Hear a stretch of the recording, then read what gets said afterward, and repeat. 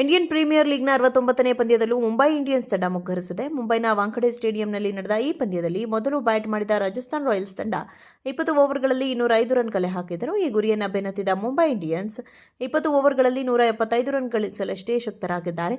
ಈ ಮೂಲಕ ಕೊನೆಯ ಪಂದ್ಯದಲ್ಲಿ ಮುಂಬೈ ಪಡೆ 30 ರನ್ಗಳಿಂದ ಸೋಲೊಪ್ಪಿಕೊಂಡಿದೆ. ನಾವು ಬೌಲಿಂಗ್ ಮಾಡುವಾಗ ಎದುರಾಳಿ ತಂಡಕ್ಕೆ ಕನಿಷ್ಠ 10 ರಿಂದ 15 ರನ್ಗಳನ್ನು ಹೆಚ್ಚುವರಿಯಾಗಿ ನೀಡಿದ್ದೆವು ಎಂದು ನನಗೆ ಅನಿಸುತ್ತದೆ. ಕ್ರೀಡಾಂಗಣದಲ್ಲಿ ತೀವ್ರವಾದ ಸೆಕೆಯ ವಾತಾವರಣವಿತ್ತು.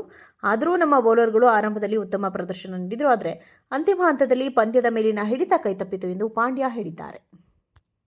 ಇಂಡಿಯನ್ ಪ್ರೀಮಿಯರ್ ಲೀಗ್ನ 69ನೇ ಪಂದ್ಯದಲ್ಲೂ ಮುಂಬೈ ಇಂಡಿಯನ್ಸ್ ತಂಡ ಮುಗ್ಗರಿಸಿದೆ. ಮುಂಬೈನ ವಾಂಖಡೆ ಸ್ಟೇಡಿಯಂನಲ್ಲಿ ನಡೆದ ಈ ಪಂದ್ಯದಲ್ಲಿ ಮೊದಲು ಬ್ಯಾಟ್ ಮಾಡಿದ ರಾಜಸ್ಥಾನ್ ರಾಯಲ್ಸ್ ತಂಡ 20 ಓವರ್ಗಳಲ್ಲಿ 205 ರನ್ ಕಲೆ ಹಾಕಿದರು. ಈ ಗುರಿಯನ್ನು ಬೆನ್ನತ್ತಿದ ಮುಂಬೈ ಇಂಡಿಯನ್ಸ್ 20 ಓವರ್ಗಳಲ್ಲಿ 175 ರನ್ ಗಳಿಸಲಷ್ಟೇ ಶಕ್ತರಾಗಿದ್ದಾರೆ. ಈ ಮೂಲಕ ಕೊನೆಯ ಪಂದ್ಯದಲ್ಲಿ ಮುಂಬೈ ಪಡೆ 30 ರನ್ಗಳಿಂದ ಸೋಲೊಪ್ಪಿಕೊಂಡಿದೆ. ನಾವು ಬೌಲಿಂಗ್ ಮಾಡುವಾಗ ಎದುರಾಳಿ ತಂಡಕ್ಕೆ ಕನಿಷ್ಠ 10 ರಿಂದ 15 ರನ್ಗಳನ್ನು ಹೆಚ್ಚುವರಿಯಾಗಿ ನೀಡಿದ್ದೆವು ಎಂದು ನನಗೆ ಅನಿಸುತ್ತದೆ. ಕ್ರೀಡಾಂಗಣದಲ್ಲಿ ತೀವ್ರವಾದ ಸೆಕೆಯ ವಾತಾವರಣವಿತ್ತು.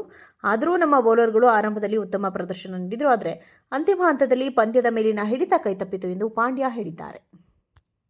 ಇಂಡಿಯನ್ ಪ್ರೀಮಿಯರ್ ಲೀಗ್ನ 69ನೇ ಪಂದ್ಯದಲ್ಲೂ ಮುಂಬೈ ಇಂಡಿಯನ್ಸ್ ತಂಡ ಮುಗ್ಗರಿಸಿದೆ. ಮುಂಬೈನ ವಾಂಖಡೆ ಸ್ಟೇಡಿಯಂನಲ್ಲಿ ನಡೆದ ಈ ಪಂದ್ಯದಲ್ಲಿ ಮೊದಲು ಬ್ಯಾಟ್ ಮಾಡಿದ ರಾಜಸ್ಥಾನ್ ರಾಯಲ್ಸ್ ತಂಡ 20 ಓವರ್ಗಳಲ್ಲಿ 205 ರನ್ ಕಲೆ ಹಾಕಿದರು. ಈ ಗುರಿಯನ್ನು ಬೆನ್ನತ್ತಿದ ಮುಂಬೈ ಇಂಡಿಯನ್ಸ್ 20 ಓವರ್ಗಳಲ್ಲಿ 175 run ಗಳಿಸಲಷ್ಟೇ ಶಕ್ತರಾಗಿದ್ದಾರೆ.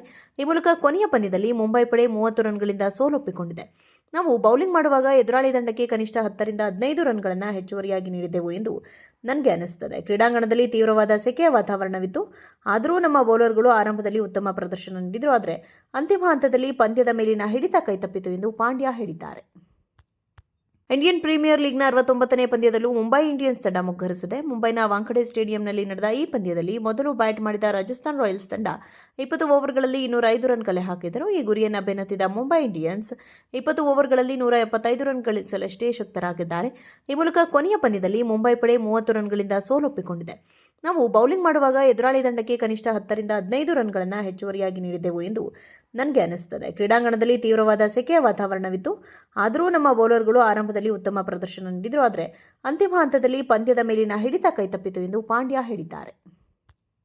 Indian premier ಲೀಗ್ನ 69ನೇ ಪಂದ್ಯದಲ್ಲೂ Mumbai Indians ತಂಡ ಮುಗ್ಗರಿಸಿದೆ. ಮುಂಬೈನ ವಾಂಖಡೆ ಸ್ಟೇಡಿಯಂನಲ್ಲಿ ನಡೆದ ಈ ಪಂದ್ಯದಲ್ಲಿ ಮೊದಲು ಬ್ಯಾಟ್ ಮಾಡಿದ ರಾಜಸ್ಥಾನ್ ರಾಯಲ್ಸ್ ತಂಡ 20 ಓವರ್ಗಳಲ್ಲಿ 205 ರನ್ ಕಲೆ ಹಾಕಿದರು. ಈ ಗುರಿಯನ್ನು ಬೆನ್ನತ್ತಿದ ಮುಂಬೈ ಇಂಡಿಯನ್ಸ್ 20 ಓವರ್ಗಳಲ್ಲಿ 175 ರನ್ ಗಳಿಸಲಷ್ಟೇ ಶಕ್ತರಾಗಿದ್ದಾರೆ.